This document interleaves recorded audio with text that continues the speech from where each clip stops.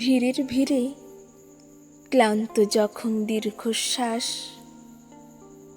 তখন আশ্রয়ের মতো একজন থাকুক, যাকে সবটুকু হারানো গল্প বলা যায়, যে বিচারক হবে না, হবে কেবলই শ্রোতা। মুখোশ পরে হাঁটার এই মিছিলে, যার সামনে আমি ঠিক আমার মতোই।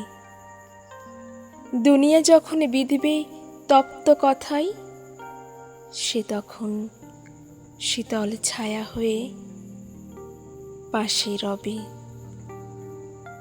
দামি কোনো প্রতিশ্রুতি নয়, শুধু বিপদে শক্ত করে ধরার হাত থাকুক।